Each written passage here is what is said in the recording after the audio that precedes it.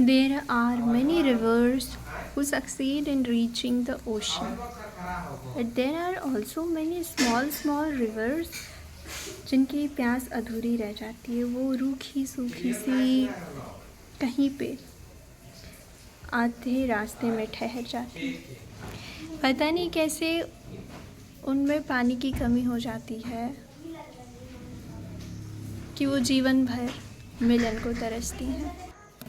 अब ऐसे में मेरे मन में एक सवाल है कि क्या इनकी जो इच्छा होती है वो अधूरी रह जाती है हमेशा हमेशा के लिए, और अधूरी रह जाती है तो क्यों रह जाती है, क्यों उसे वो पूरा नहीं कर पाती हैं, और क्या ऐसा नहीं हो सकता कि कोई ऐसा समाधान मिल जाए कि उनकी ये आखिरी इच्छा पूरी हो जाए। नियम प्रकृति के बदले न बदले, और प्रकृति में ये घटना सच में ढले या ना ढले, पर कवि के कृति में हर नामुमकिन भी मुमकिन हो जाती है। तो ये कविता किस तरीके से एक तड़पती प्यासी नदी अपनी मंजिल को पाती है, आइए सुनते हैं। सबसे पहले कारण सुनते हैं कि वो मंजिल तक क्यों नहीं पहुंच पाती है। तो मेरे हिसाब से कारण ये है कि उसके पास पानी की कमी हो जाती है, और इसी तरह वो अधूरी राहों में ही अटकी रह जाती है। कभी कभार राहों में चट्टान के आने से राह बदलती है, तो कभी ठोकरों से बचाते बचाते उन्हीं चट्टानों से छुपम छुपाई खेलते खेलते वो अपना जीवन बिता देती हैं, लेकिन कभी हिम्मत नहीं करती हैं उनका सीना चीर कर उनसे राह बनाने को। वो समझती हैं कि वो देवी हैं, पवित्रता की मूरत हैं, वो कभी किसी को हानि नहीं पहुंचाएंगे, और इसी कारण वो अपनी ही भूल भुलैया में गुम हो जाती हैं। ऋषि मुनियों ने उन्हें जननी का दर्जा दिया, जीवनदायिनी का दर्जा दिया, और उसी को बचाने में, उसी उपाधि को पाने में वो कंदराओं के गर्भ में निगल ली जाती हैं।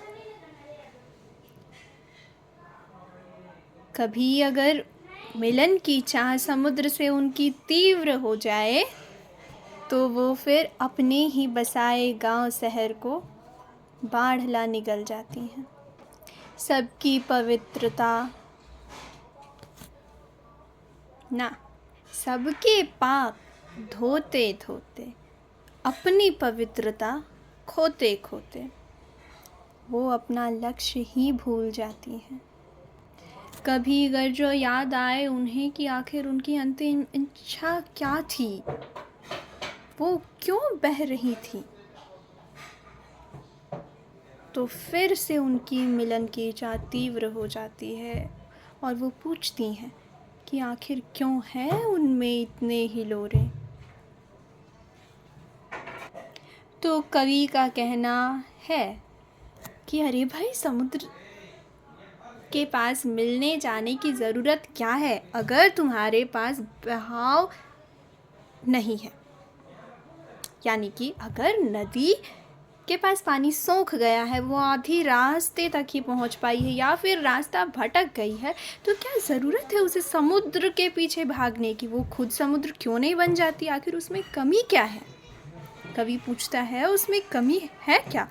जल है, जल की बूंदें हैं, जीव निर्जीव परजीव भी हैं उसके गर्भ में, बहाव भी है, ठहराव भी है, कंकड़ रेत बालू,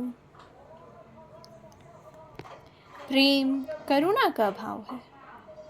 फिर क्या कमी है इस नदी में।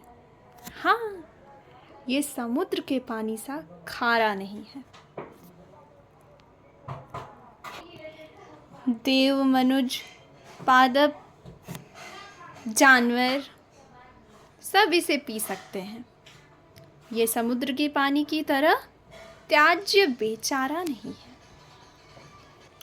फिर आगे कवि को 3 उपाय समझ में आते हैं इस बेचारी नदी के लिए।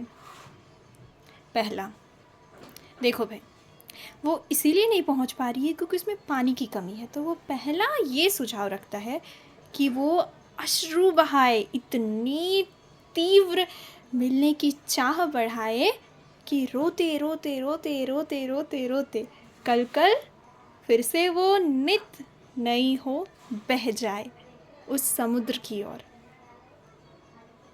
और पकड़ ले स्थिरता की छोर।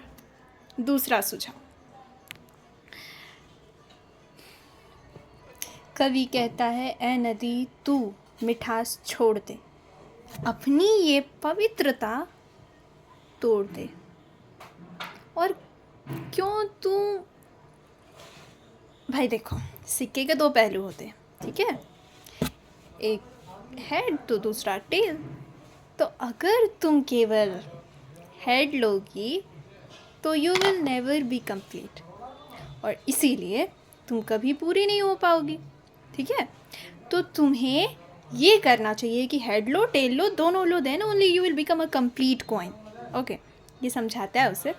और इसीलिए इस तरीके से वो ये कहता है कि केवल तुम अच्छी नहीं हो सकती, तुम्हें अच्छी के साथ कुछ बुरे गुण भी धारण करने पड़ेंगे। जी हाँ, जो तुम मिठास लिए बैठी हो ना, उसके साथ खारापन भी समाहित करो खुद में, तब जाकर के तुम में स्थिरता आएगी, तब जाकर के तुम पूर्ण हो जाओगी। नहीं तो यूं ही कलकल कलकल करते जीवन भर बस तुम शोर मचाओगी। अब आते हैं तीसरे उपाय पे। तो तीसरा उपाय वो बोलता है, ये सबसे सरल लेकिन सबसे मुश्किल उपाय है।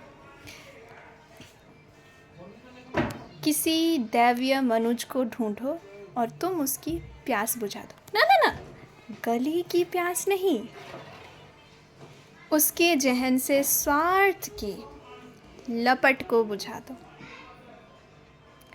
उसे एक बूंद में ही अपनी पवित्रता की चरम बिंदु के साथ चखा दो, और फिर देखो कैसे वह निस्वार्थ कर्म के स्वेद से तुम्हारा उद्धार करेगा। स्वेद मतलब कि पसीना, दैट इज स्वेट यानी कि पसीना। जी हाँ, जब मनुष्य ईमानदारी से कोई कार्य करता और उस वक्त उस नदी के बूंद बूंद को वो मेहनत के पसीने में तब्दील करता है, तब उस नदी को मोक्ष की प्राप्ति होती है। वो उस खारेपन को पा लेता है जिससे वो समुद्र बन जाता है। और बस इतना सा कह के कवि वहाँ से निकल जाता है। ये तीव्र प्यास, द होल पोयम, ये तीव्र प्यास कवि के अंतर्मन के छवि की थी या कि प्रकृति में स्वच्छंद बहते उज्जवल रवि की थी, इसका तो मुझे मालूम नहीं। पर हाँ, सवाल ये है कि क्या श्रोताओं ने अपनी नदी को पहचाना है? क्या अपने अंतिम इच्छा को जाना है, या कि उनकी चाहत भी अभी तक मन माना है? मन माना यानी यू फाइंड ना।